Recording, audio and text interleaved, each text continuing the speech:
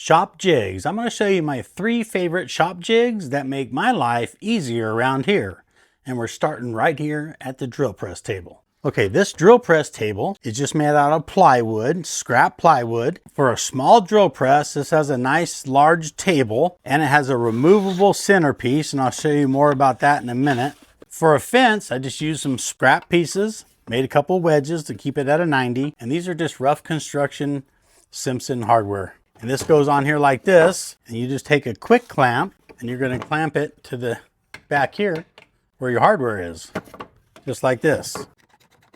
And you clamp those down and that actually holds it nice and strong. Okay, the removable centerpiece. Look at this. This is cut at an angle, and when you wear this out, put another one in. I have some extra ones right here. Here's one of my favorite parts of this jig. I put a toggle clamp on this block here and it slides in there. So now you have a toggle clamp, a small parts holder. How about that? I pull this one out right here like this. I could put this one in here to support your piece. And then this one goes in here like this. Wherever you may need it, you could just adjust it accordingly and move this around. I didn't realize how often I needed that little toggle clamp to help me hold a piece that I was drilling, and it works out great. So if you have a cheap little drill press like me that's not really that good, or you just have a drill press that you want to upgrade a little bit with a table, a fence, a small parts holder, and whatever else you could think of, here it is. This was the first video I made, so it's on my page, the very first video. It's a little rough to watch, but hell, I didn't start making videos till I was 55 years old. So let's go over to the table saw now.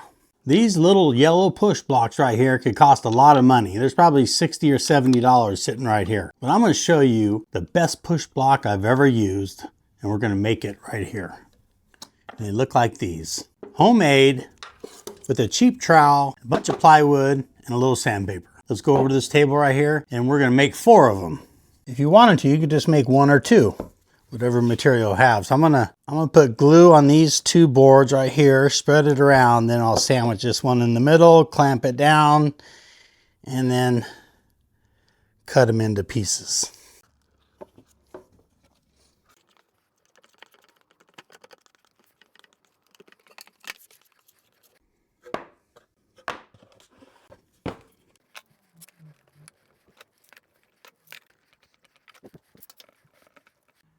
Now our glue up is all dry. I'm just going to cut this into pieces, 4 pieces.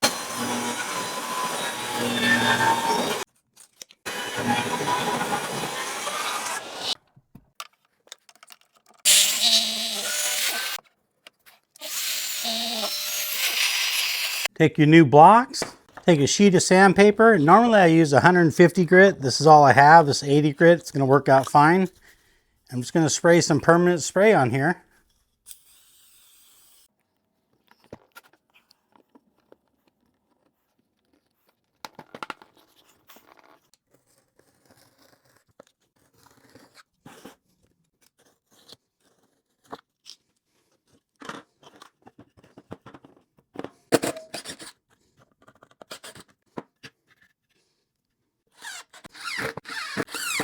And there you have it, a push block, a solid push block. Will keep your hands safe, grip the piece. Now you can add a cleat.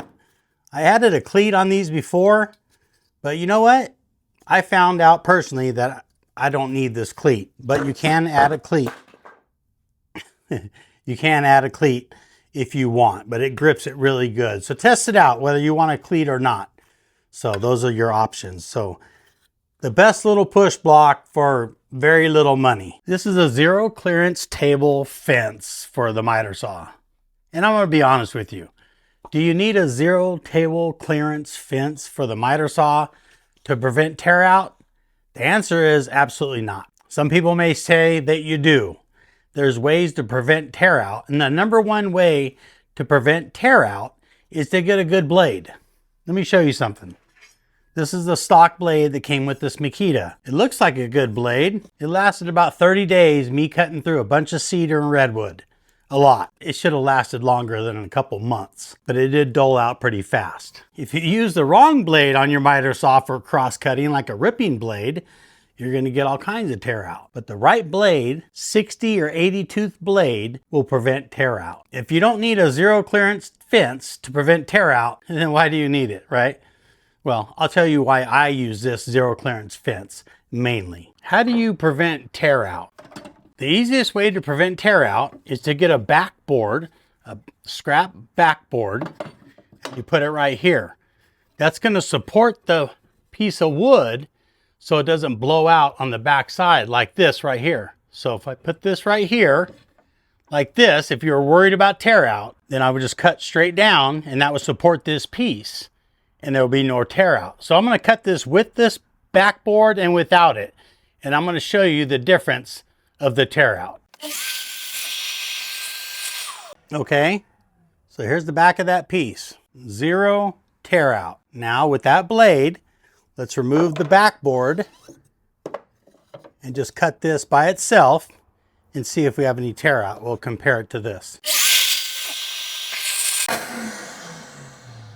Okay, so let's look at them. There's a little tiny fiber, but there's no tear out. So a good blade prevents tear out. When I first built this table, this cut line right here was just one blade thickness all the way through. But over the years, I've had a few accidents and mishaps, and this came loose and we had some damage right here. And I also pulled the slide through here. That's why it says do not use slide again. So this is for chop only, so you don't cut your table in half like me. Lesson learned. So to prevent me from having an accident again, I use a clamp. I'll just put it right here out of the way, because I'm usually using this for small pieces and that holds it steady. And I also put some blocks underneath. Let me show you. I pull this up, added these blocks right here, and it just, this one's on an angle, this one's square, and it just squeezes the side of the miter saw so it has a nice fit. You can put one over here, or you can put one over here as well. So you have options how you want to secure it to your miter saw, with clamps or with some blocks. So this is a very simple zero clearance table fence. This is 24 inches, 3/4 inch plywood, a 2x4, and I did not cut the round edge off the 2x4, because if you leave the round edge there, it acts as a chamfer and sawdust could get in there and it'll get out of your way. So leave the round over edge there. That's a little trick of the trade right there. I'm going to add 2 clamps so it doesn't move on me. It's not going to slide, we're just going to pull it straight down.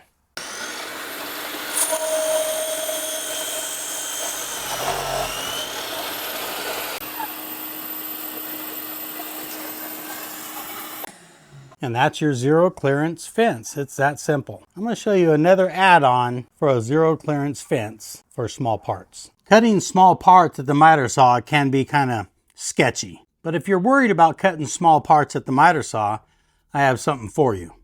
Now, a lot of people will say, don't build this. Yeah, you would never build something like this out on a job site, but we're not on a job site. We're right here in our DIY shop. Been very useful for me just as a nice platform, table, fence, an area to make repeated cuts. This has been very helpful. If you want a way to be able to cut small parts without worrying about if this piece is going to slide on you, I have something for you. Right here, we call this the finger saver. The pink finger saver is a scrap piece of wood with the angle cut on it and glued on a piece of sandpaper, 150 grit. Right here like this. So 2 boards and a bolt. So you can cut a little piece like this, or you can cut even a smaller piece like this. I would not try to cut this with my hand.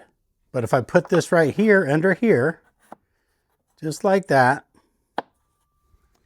and I bring this down, and I put a little pressure, just a little pressure right here, pull this down,